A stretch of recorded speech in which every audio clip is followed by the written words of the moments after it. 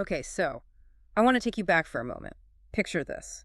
It's April 1865. Right at the end of the American Civil War. Exactly. The war is basically over, but the mood in Washington is, well, it's incredibly heavy.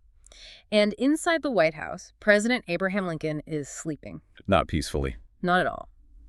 In his dream, he's wandering through the halls, and he's drawn by this sound, this sort of low, mournful sobbing.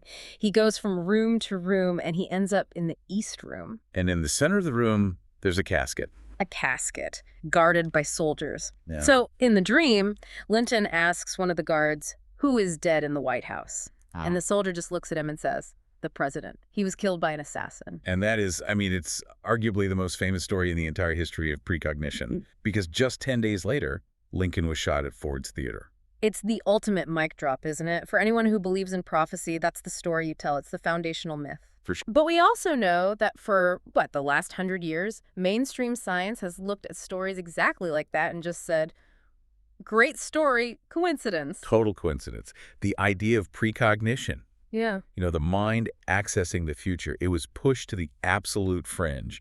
It became parlor tricks, not science. Not peer review? Definitely not.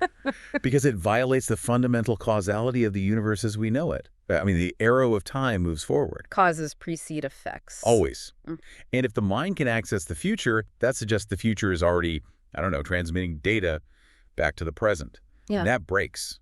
Well, it breaks just about everything in physics. Almost everything. And that is exactly why we're here. We're doing a deep dive today that might just push back on that arrow of time idea. A little push, anyway. We're looking at a new, really rigorous experiment. It's led by Dr. David Luke. It's backed by Cambridge University. And it's trying to pull this concept out of the ghost story genre and, drag it into the lab. Which is a huge shift. So the mission for this deep dive is to really get into Dr. Luke's methodology because it's clever. Yeah. Very clever. Right. But we also have to look at the history of this, the presentiment research, people like Daryl. And then, to keep our feet on the ground, we have to look at the cognitive science arguments that say this is all just our brains playing statistical tricks on us. Okay, so we've got quantum randomness, lucid dreaming, and a potential break in linear time. Let's get into it. Let's do it. We have to start with the person behind this new study, Dr. David Luke. And it's important to say this isn't some guy in a basement with a crystal ball. Oh, not at all. Far from it. David Luke is an associate professor at the University of Greenwich. And he's at Cambridge too, right? Senior researcher at Trinity College, Cambridge. So he's coming at this from a background in psychology and consciousness studies. He knows if you're going to test something paranormal, your methods have to be bulletproof. Or you'll just get torn apart. Immediately. And that's really what grabbed me about this study.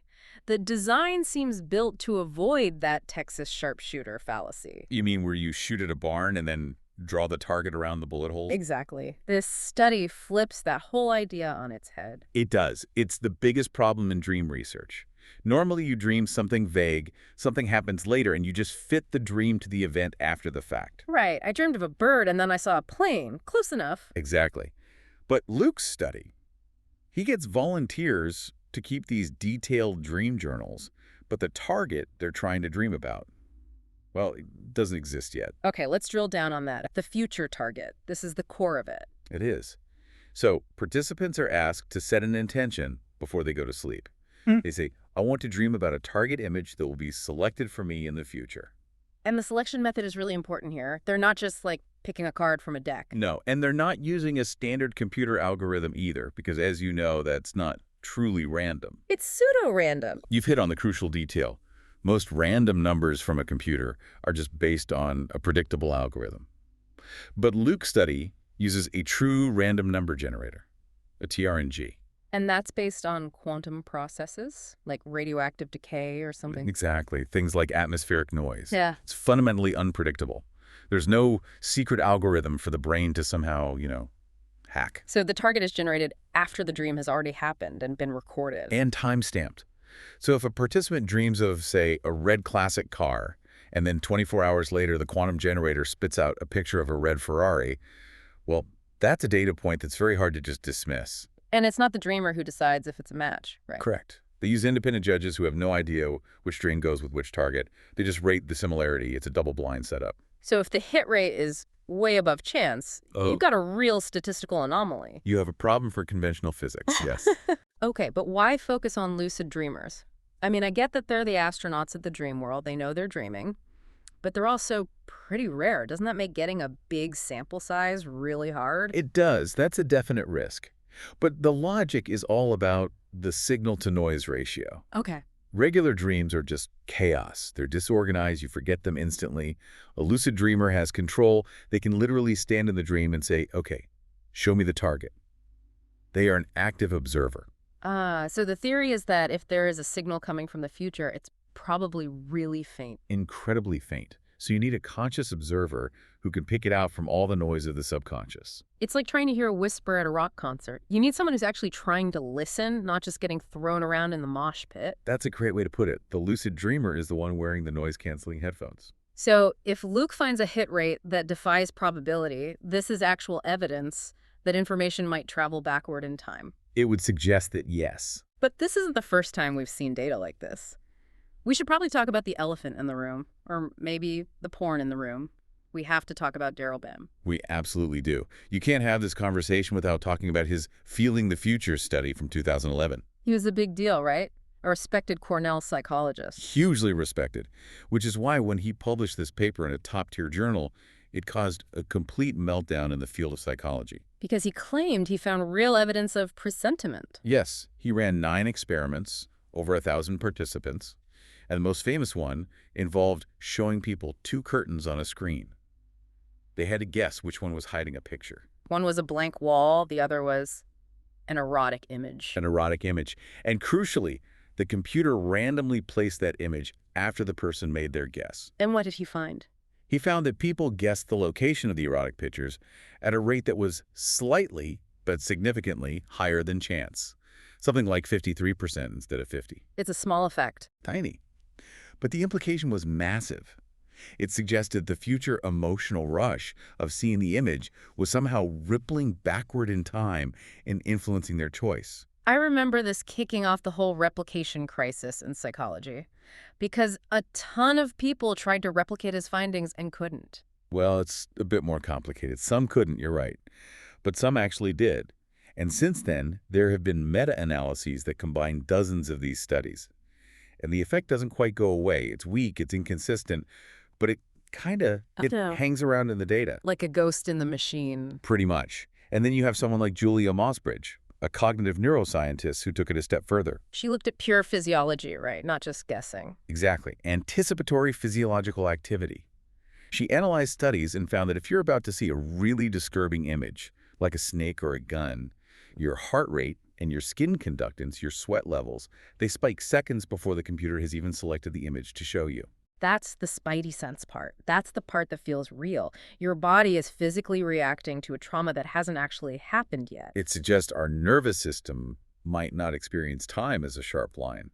You know, we think of now as this razor-thin moment, but maybe biologically now is actually a small window that stretches a few seconds into the future. Okay, so that's let's call it the pro case. We've got Cambridge, we've got Cornell, we've got some very spooky data. We do. But, and this is a big but, I could practically hear the skeptics shouting right now. Because if this stuff is true, physics is broken. And usually when we think physics is broken, it's just us being bad at math. And that's the scientific immune system kicking in, as it should. Extraordinary claims require extraordinary evidence. And the cognitive science rebuttal here is, it's really strong, and it all comes down to the law of large numbers. Brings us to the lottery argument. Yeah. This is the world of Antti Revonsuo, a cognitive neuroscientist from Sweden. He points out a very simple fact. There are 8 billion people on Earth. Most of them dream every single night. That is billions and billions of dreams happening every 24 hours. So statistically, someone has to dream about the future just by pure chance. It's an absolute inevitability. It's the monkeys and typewriters thing. If you have a billion dreamers, one of them is going to dream a plane crashes, and then somewhere in the world, a plane will crash. We see that and we shout, prophecy. And Revonsuo says probability. Exactly. We conveniently ignore the billions of other dreams that were totally wrong. It's that post hoc fallacy again. We draw the target after the bullet is already hit. We're pattern-seeking machines. We forget all the misses and we fixate on the one hit. Precisely. But he goes even deeper. He has a specific theory for why we dream about bad things happening. He calls it threat simulation theory. This is the evolutionary psychology angle, which I find fascinating. The idea that dreams aren't just random static, they're more like a flight simulator for your brain. A flight simulator for survival, yes. Revonsuo argues that a primary function of dreaming is to rehearse dangerous situations. For our ancestors, that meant, what do I do if a saber-toothed tiger attacks? Or, what happens if I get lost in the woods? So your brain creates a little horror movie, forces you to live through it, and if you manage to survive the dream, you're just a little bit better prepared if it happens for real. It's an evolutionary boot camp. Hmm. Now, let's apply that to Abraham Lincoln. He's the president in the middle of a brutal civil war. He's getting death threats constantly. The stress must have been unimaginable. So his internal threat simulation engine is just running on overdrive. It's running the assassination scenario every single night. It's not a prophecy, it's a probability exercise. His brain is just saying, hey, this is a very likely outcome. Let's practice what this feels like. So when he dreams of his own casket in the East Room, it's not some signal sent back from the future. It's a simulation of his deepest and also most rational fear. And then tragically, that probability becomes a reality. And because the two events match up, we call it mystical. But from a biological standpoint, it was just a survival mechanism doing its job. But there's one more skeptical layer here that I find really compelling, and that's the memory aspect. Ah, yes. Kelly Bulkley, the psychologist of religion, talks about how we actively edit our dream memories. And this, for a lot of people, is kind of the final nail in the coffin, the idea that memory isn't a video recording. It's not at all. It's reconstructive. The second you wake up, the dream is already fading.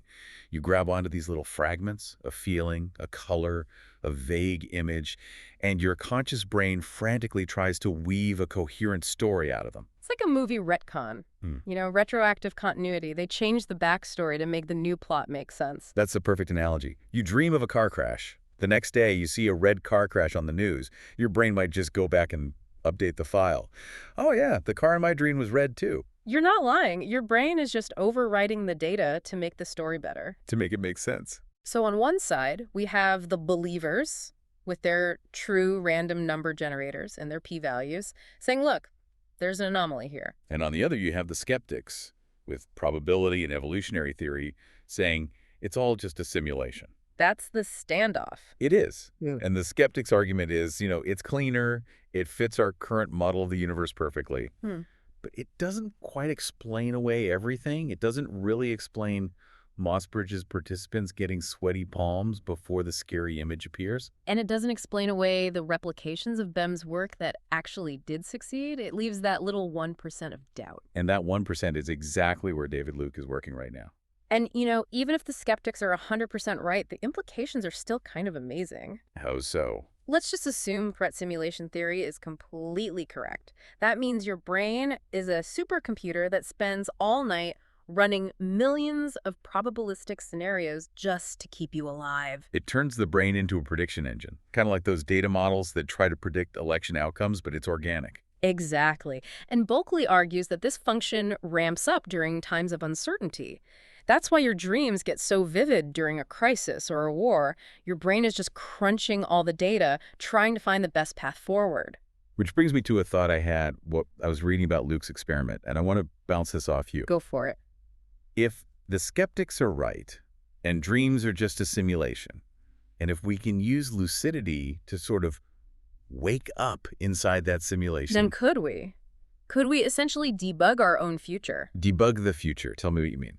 Okay, well, if my brain is running a threat simulation about, I don't know, bombing a huge presentation at work, normally I just have the nightmare, I wake up sweating, that's it. Right. But if I'm a lucid dreamer, I can be in that dream and realize, hey, wait a minute, I'm dreaming. I can take control. I can practice giving the speech perfectly. I can calm the audience down. I can actually change the outcome of the simulation. Wow. That's actually a really powerful application of the theory. You're not just a passive observer of the simulation anymore. You're an active programmer. Yes. If the brain is training these neural pathways for survival, and I can consciously go in and alter that training so that I'm successful, am I not literally reprogramming my brain for success when I wake up? From a neuroplasticity standpoint, absolutely. You're rehearsing success instead of rehearsing failure, Whether that changes the future in some mystical way or not, it absolutely changes your future in a behavioral sense. You're going to wake up more confident, more prepared. So, precognition or not, the practical use here is huge. If you can learn to be aware inside your dreams, you turn this horror movie into a flight simulator where you're the pilot. And that is something anyone can work on. You don't need a quantum random number generator for that.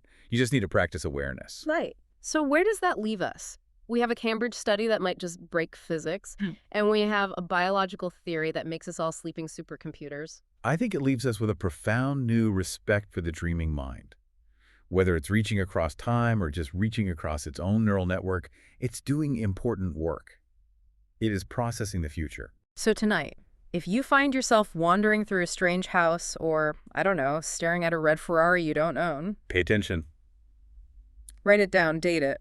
And maybe, Yeah. just maybe, try to take the wheel. Thanks for diving deep with us. My pleasure.